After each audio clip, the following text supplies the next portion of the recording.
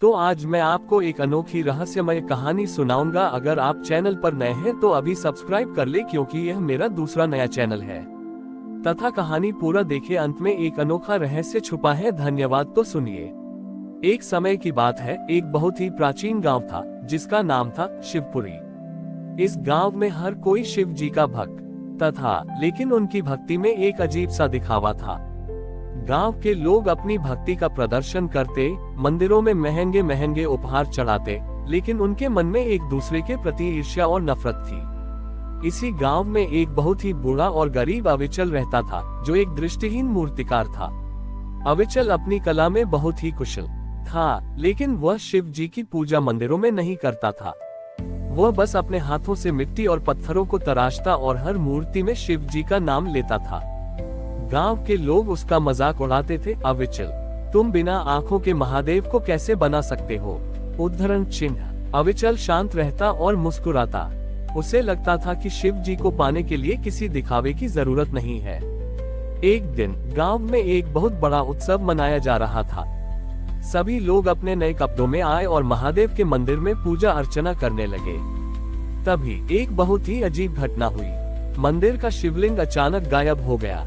पूरे गांव में हड़कंप मच गया। लोग परेशान होकर शिव जी से माफी मांगने लगे। तभी एक बूढ़ा ऋषि वहां आए। उन्होंने गांव वालों से पूछा, तुम लोग क्यों परेशान हो? गांव वालों ने उन्हें पूरी बात बताई। ऋषि ने मुस्कुराते हुए कहा, महादेव ने तुम्हें ये दिखाया है कि उनकी सच्ची पूजा कहाँ होती है। ऋषि अविचल की झोपड़ी की तरफ गए। जब वे झोपड़ी के पास पहुंचे तो उन्होंने देखा कि अविचल अपनी मिट्टी से एक बहुत ही सुंदर और जीवंत मूर्ति बना रहा था। मूर्ति शिव जी की थी, लेकिन उसमें कोई क्रोध नहीं, बल्कि सिर्फ प्रेम और शांति थी। अविचल ने मूर्ति को बनाने के बाद उसे अपने माथे पर रखा और आंसू बहाने लगा। अचानक एक चमत्कार हुआ। जहां जहां अविचल के आंसू गिरे थे, वहां वहां से जमीन से पानी निकलने लगा। वह पानी इतना पवित्र था कि पूरे गांव में फैल गया। तभी एक तेज रोशनी चमकी और अविचल की आंखों की रोशनी वापस आ गई। अविचल ने देखा कि उसकी बनाई हुई मूर्ति में साक्षात शिव जी प्रकट हुए हैं। शिव जी ने अविचल से कहा, अविचल, तुमने मुझे अपनी सच्ची भक्ति से पाया है। जब तुम मेरी मूर्तियों की पूजा कर रहे थे तो तुम मुझे नहीं, बल्कि अपने अहंकार को पूज रहे थे। तुमने एक बूढ़े और दृष्टिहीन मूर्तिकार में मुझे देखा और उसकी कला को महत्व दिया। यही मेरी सच्ची पूजा है। जब गांव के लोगों ने ये देखा तो वे सभी हैरान रह गए। उनकी आंखों से आंसू बहने लगे और उन्होंने अविचल से माफी मांगी। उस दिन के बाद शिवपुरी के लोग समझ गए कि शिव जी को सिर्फ दिखावे में नहीं, बल्कि सच्चे प्रेम और निस्वार्थ भक्ति में पाया जा सकता है। उन्होंने ये भी जान लिया कि सच्ची पूजा मंदिरों में नहीं, बल्कि हमारे हृदय में होती है। अविचल की भक्ति और शिव जी के साक्षात दर्शन के बाद शिवपुरी गांव में एक नया अध्याय शुरू हुआ।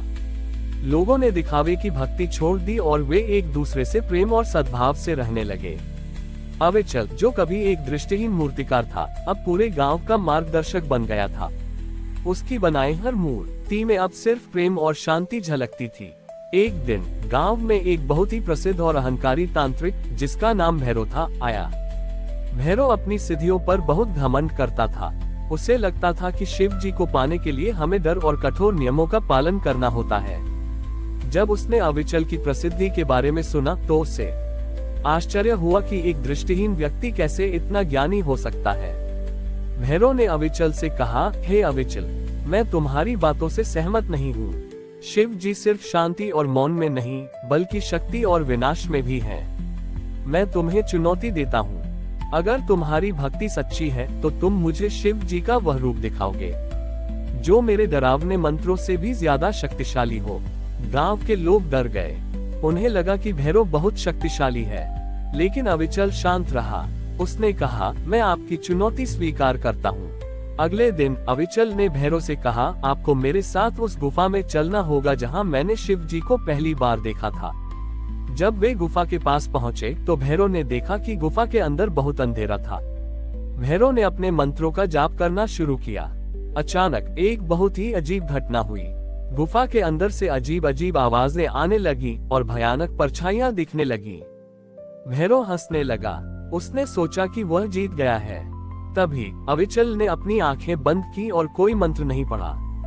उसने बस अपने मन को शांत किया। जब उसने अपनी आंखें खोली तो एक बहुत ही अजीब घटना हुई। गुफा में जो भयानक आवाजें थीं, वे अचानक मधुर संगीत में बदल गईं। जो भयानक परछाइयां थीं, वे सुंदर पक्षियों में बदल गईं। भैरव ये देखकर दंग रह गया। उसने अपनी पोथी फेंक दी और कहा, ये कैसे हुआ? अविचल ने मुस्कुराते हुए कहा, तुम्हारे मंत्रों ने सिर्फ डर और विनाश पैदा किया था, लेकिन मेरे मौन और विश्वास ने उसे प्रेम और शांति में बदल दिया। शिव जी का असली रूप विनाश में नहीं, बल्कि सृजन में है। भैरव की आंखों से आंसू बहने लगे। उसे अपनी गलती का एहसास हुआ।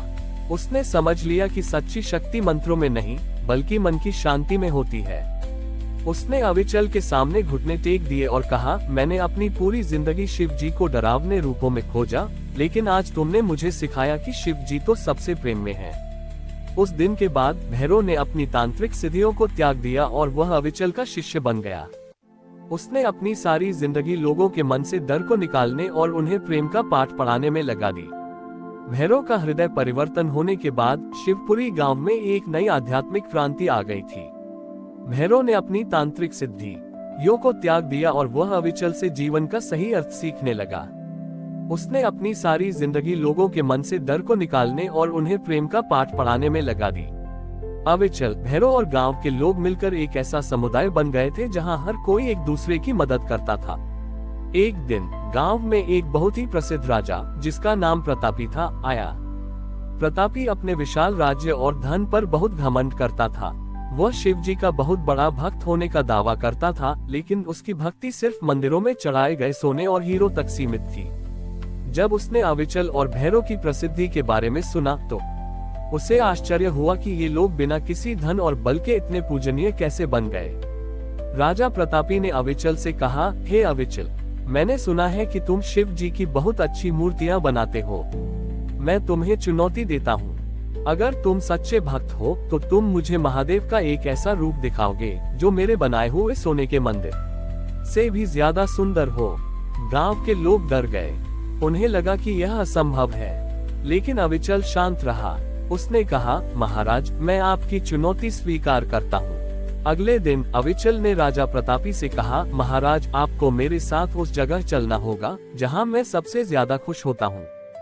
जब वे गांव के बाहर एक छोटे से टीले पर पहुँचे तो राजा ने देखा कि वहाँ न तो कोई मंदिर था, न ही कोई मूर्ति। वहाँ बस एक बहुत ही साधारण सा सूखा हुआ पेड़ था।